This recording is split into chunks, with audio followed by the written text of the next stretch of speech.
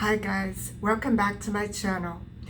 Tonight's story time is not going to be as scary as a couple of the ones that I've told in the past, but still, for a 6-year-old child, it was very scary to me. When I was 2, I had a pet snail. We lived right over my dad's business, which was a store, and this pet snail was so beloved by me. I used to attach it to the wall and feed it little bits of celery and lettuce, and it got to be really cute and fat. I adored that snail. I also had a pet budgie, and I don't know which of the two that I loved the most. I did have a cat as well, but it ran away. So one day, my mother hired an extra hand to help cleaning up our apartment, which was right over the store that my father owned. And so I remember coming in from outside. I was playing outside, and I remember running up the stairs and coming into the kitchen, and I ran straight to the kitchen wall where the snail was. I don't remember if this snail ever had a name. If it did, I don't remember it. And so I looked everywhere for it, under the cupboards, under the table. I checked on top of all the chairs. I couldn't find it. And then my mother asked the cleaning lady if she had seen a snail, which was my pet. And the cleaning lady said, "Oh, that thing, I threw it out. Oh, how could you?" And I recall at the time, she scolded my mother for being such a sloppy housekeeper and having a snail attached to her kitchen wall. Well, I was devastated. And of course, I could have just gone out and gotten another snail, but it really hurt me that that person could actually throw away my beloved pet. Years later, in an Italian restaurant, my parents took me out. I think we were with a soccer team. We were celebrating a victory of some kind. I'm not exactly sure I remember what it was. I think I must have been about 8 years old. And I remember my mother showing me this delicacy, this dish, and it was all stuffed with breadcrumbs. And I said, "What's that?" And she said, "You have to try it, it's so delicious." I said, "Well, I don't know." I put a little piece in my mouth and I was immediately grossed out. It had a gritty, sticky texture to it, and I thought, "Oh my God, that's making me sick." I said, "What is that gross stuff?" And my mother said, "It's snail." And I never remember being so furious with my mother at that age. I had to say, "How could you? How could you do that? How could you make me eat my pet after you threw it away on me? I love that snail, and now you're making me eat another snail? How could you?" I could never get over the fact that my mother didn't think owning a pet as a snail was a very big deal.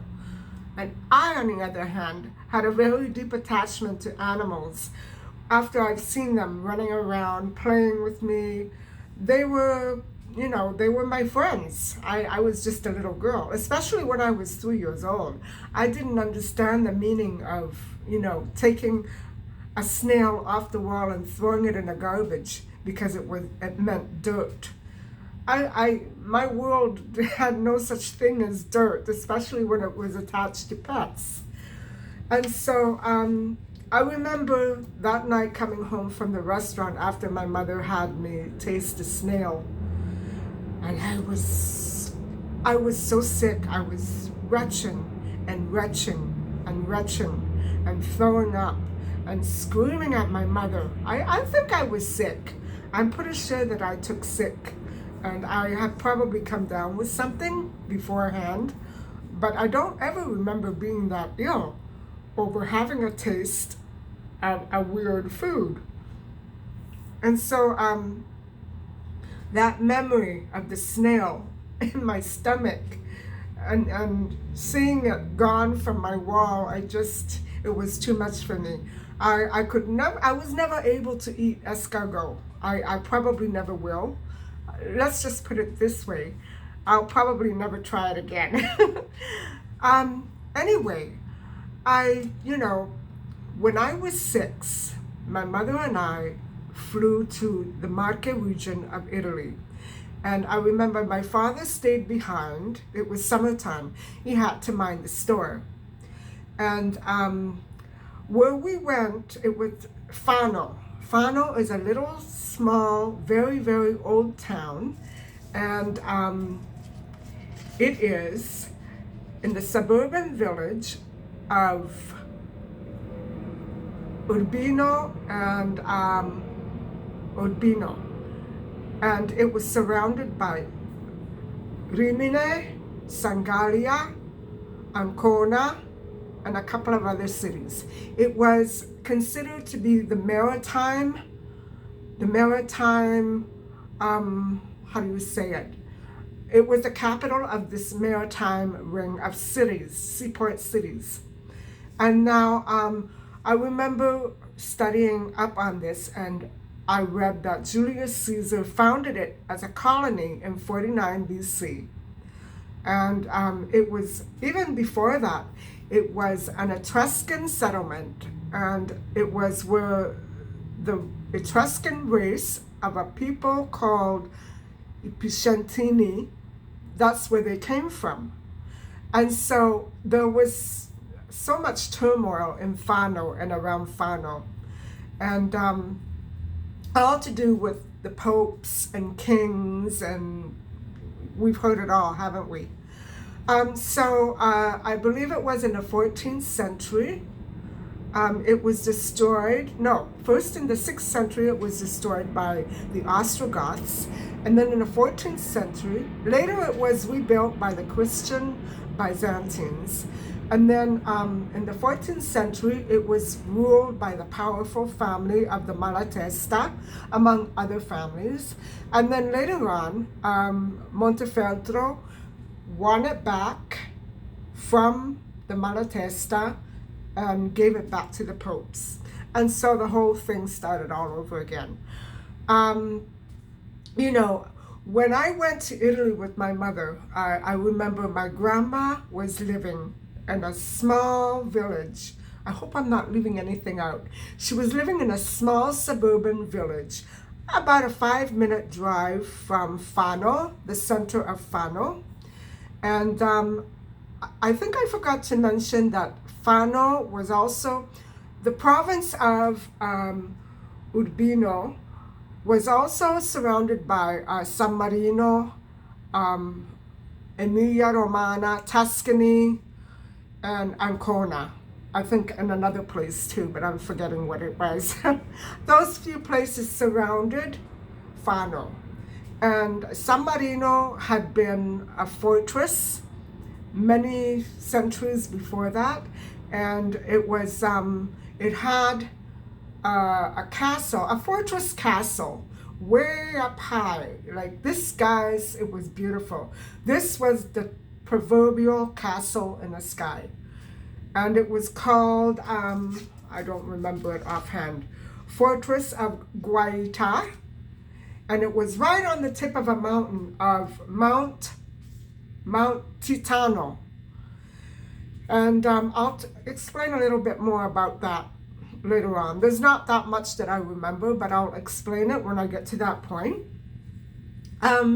So anyway, when my mother and I went to visit my grandmother, she was living about 5 minutes away from this center.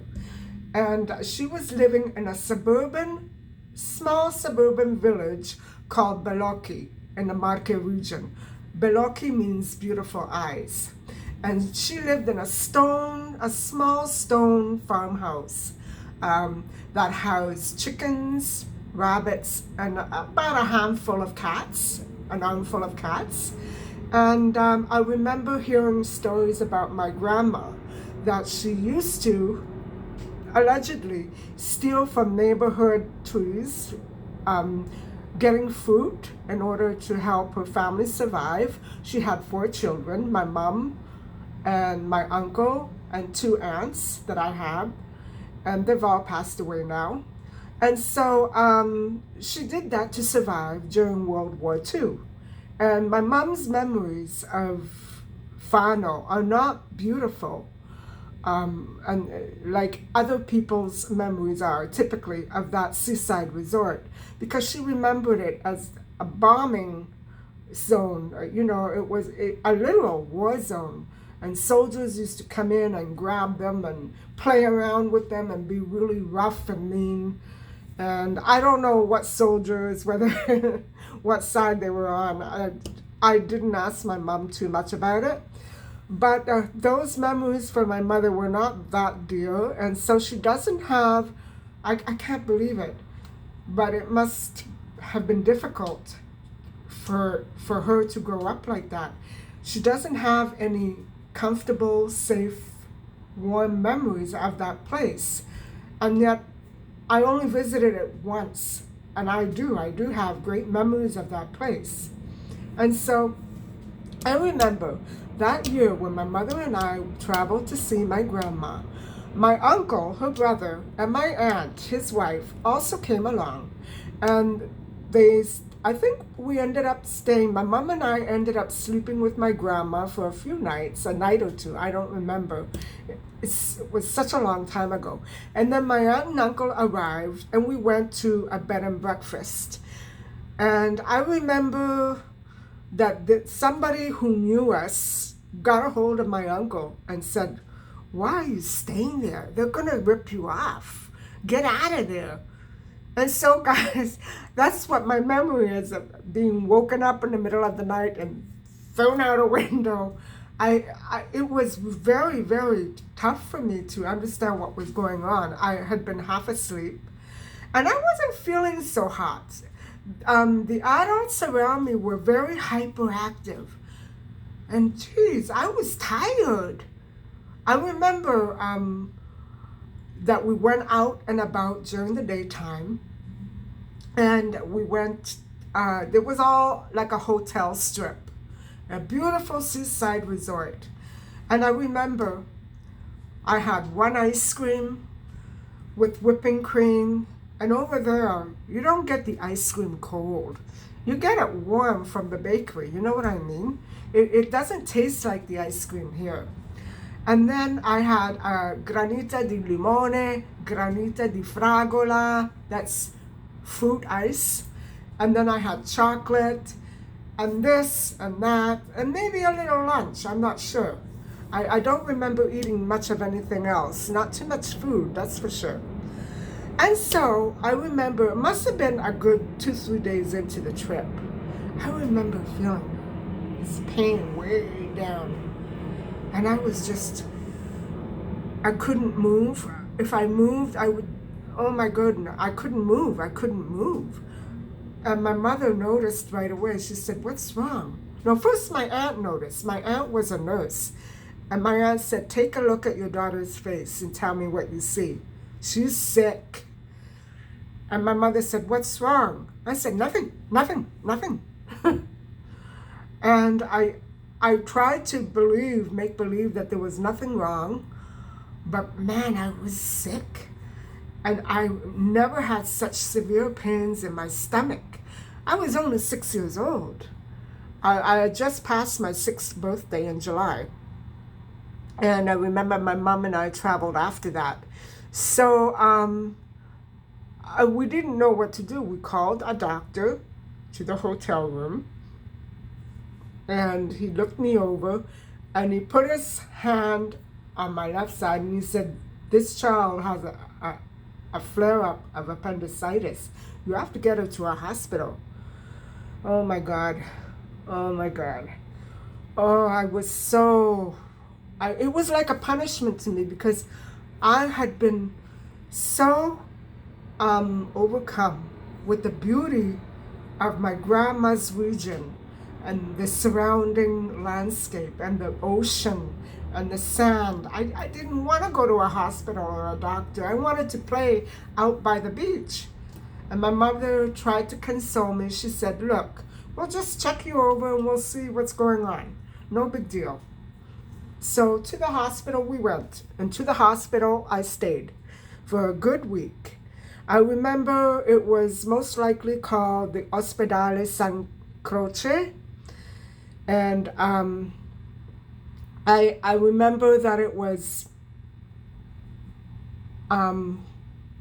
populated by nuns and priests who were doctors and nurses, of course.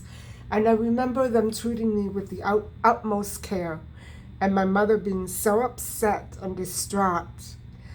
I kept trying to console her. I kept saying, it's okay, I'll be out soon, I'll be out, don't worry.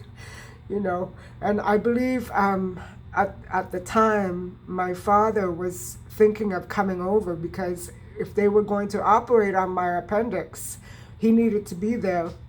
And my mother couldn't hold up the fort by herself. She was a mess. So what happened was I stayed in the hospital a good 4 days, 5 days, something like that. About a week. I can't be exactly sure. And I remember the doctors saying, well, we don't know exactly what it is. It could be food poisoning. It could be indigestion. And guess who's just had a bout of food poisoning again? Me. So this story goes very well with my present state of health. And so, I remember the doctors wanting to make sure that it really was appendix. And then all of a sudden, I don't know, they were giving me intravenous, I guess, antibiotics, and it cleared up. I don't understand how it cleared up. I remember someone coming into my room, a holy person, and praying. Then it went away.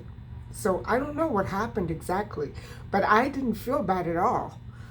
And so, excuse me, I didn't have to be operated on anyway. Thank goodness for that. It was a very scary time for me. And to be locked up in that hospital, I mean, when I wanted to be on vacation with my mother and my aunt and uncle, I had been having the time of my life, and to have come down suddenly with something like that, so severe, which could have ended up even worse had it not passed. I just thought, well, it must have gone away because I took the right medicine, and maybe it wasn't appendicitis. That's what the doctors were saying. It probably was maybe indigestion. That I believe. Indigestion after all that granita and ice cream mixed together with whipping cream. And I was going to have it all. I don't care what anybody said to me. I was going to taste it all. And so, needless to say, when I actually did come out of the hospital, I wasn't in a very hungry mood. I remember, I believe that my uncle and aunt and I, with my mother, might have gone to see the altarpiece, the Fano altarpiece at the Santa Maria Nuova Church in Fano. We might have, I'm not sure. I remember something vaguely about Raffaello. And then we went to the Castello San Marino, way up high. Oh, guys, after all the punishment that I had gone through, it was such a happy occasion for me. I felt like I was in a fairy tale, because that castle was way up. And if you look at it online, San Marino, the fortress of San Marino, it's really high up. But it's so picturesque. And if you look at the view, oh, I was enchanted, guys, enchanted. I never forgot that. I went away from that trip. Okay, I had been to the hospital.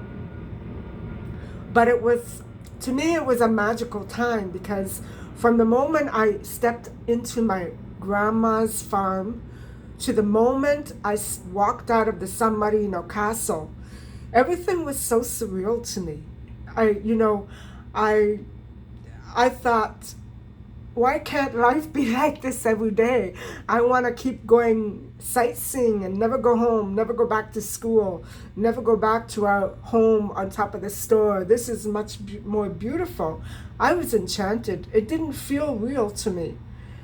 And I remember we finally said our goodbyes, and you know, my aunt and uncle and my grandma, we all hugged each other and said goodbye.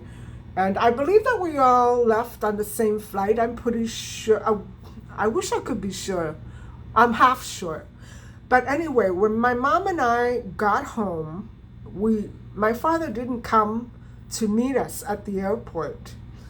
And we were kind of wondering why. He did say that he couldn't just get away yet. He had to pick up a delivery or something, make a delivery. I can't remember exactly the excuse that he used. But when my mother arrived by cab in front of our doorstep at the store, my father came running out with a little Siamese kitty cat. And he said, "I just picked this up for you." And I said, I had to ask him because it didn't look like anything I'd ever seen before. I said, "What is that?" And he said, "It's a Siamese kitten." And he said, "What do you want to name it?" And I want to name it. I said to him, I want to name it just after the castle that I saw yesterday, San Martino. I didn't call him Marino. I called him Martino, Marty. And from that time on, every time I looked at my cat, I would remember that beautiful trip to the castle and the high altitude mountains. And I wasn't eating ice cream that day, but I sure was enjoying my stay out of the hospital. Finally, thank God, at last.